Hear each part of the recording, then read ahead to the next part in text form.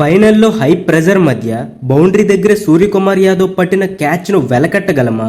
బుమ్రా తన చివరి 2 ఓవర్లలో చేసిన అద్భుతమైన బౌలింగ్ కు సలాం చేయకుండా ఉండగలమా? టోర్నీలో కేవలం 4.17 ఎకానమీతో 15 వికెట్లు తీసిన బుమ్రా తన స్థాయి ఏమిటో క్రికెట్ ప్రపంచానికి చూపించాడు. క్లాస్ అన్ను అవుట్ చేసి ఆటను భారత్ వైపుకు తిప్పిన హార్దిక్ పాండ్యా మ్యాచ్ తర్వాత కన్నీళ్లు పెట్టుకోవడాన్ని మర్చిపోగలమా?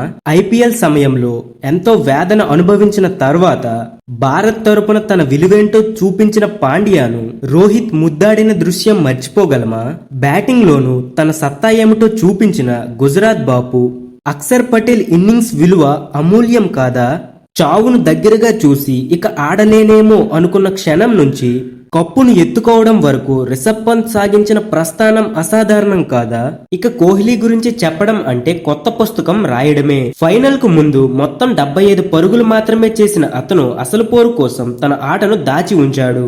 76 పరుగుల ఇన్నింగ్స్ తో భారీ స్కోర్ కు బాటలు వేసి విజయ గర్వంతో అంతర్జాతీయ టీ20 కెరియర్ ను ముగించాడు. ఇక రోహిత్ విషయానికి వస్తే ఐపీఎల్ లో నాయకుడుగా 5 సార్లు ముంబై ఇండియన్స్ ను గెలిపించిన ఘనత ఉన్నా అంతర్జాతీయ క్రికెట్ లో భారత్ జట్టు నాయకత్వం అంత సులువు కాదని రోహిత్ పై చాలా సందర్భాల్లో విమర్శలు వచ్చాయి.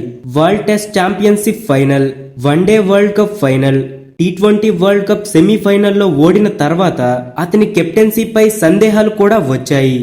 కానీ బీసీసీఐ మరోసారి రోహిత్ నే నమ్మింది. వరల్డ్ కప్ లో జట్టును గెలిపించగల సామర్థ్యం ఉందంటూ అప్పచెప్పింది. ఈ అవకాశాన్ని అతను సమర్థవంతంగా వాడుకున్నాడు. 2007లో తొలి టీ20 వరల్డ్ కప్ గెలిచిన జట్టులో సభ్యుడైన రోహిత్ 17 ఏళ్ల తర్వాత సారథిగా మరో వరల్డ్ కప్ గెలిపించాడు. కొన్నాళ్ల క్రితమే వన్డే వరల్డ్ కప్ ఫైనల్లో భారత్ ఓటమి పాలైంది. అందరిలోనూ వేదన, తీవ్రమైన బాధ, గెలుపు కోసం ఇంకా ఏం చేయాలనే నైరాశ్యం.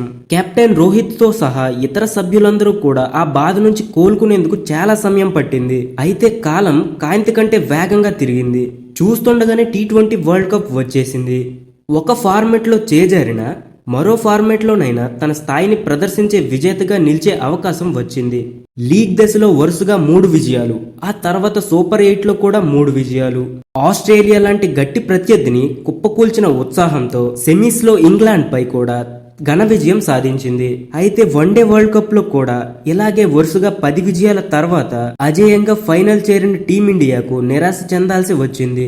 అద్భుతంగా సాగిపోతున్న ఆటలో ఎక్కడైనా ఒక బ్రేక్ వస్తే అది ఫైనల్లో అయితే ఎంత బాధ ఉంటుందో అందరికీ తెలిసిన విషయమే. ఈసారి కూడా అలాగే జరుగుతుందేమో అని అందరిలోనూ ఆందోళన ఉంది.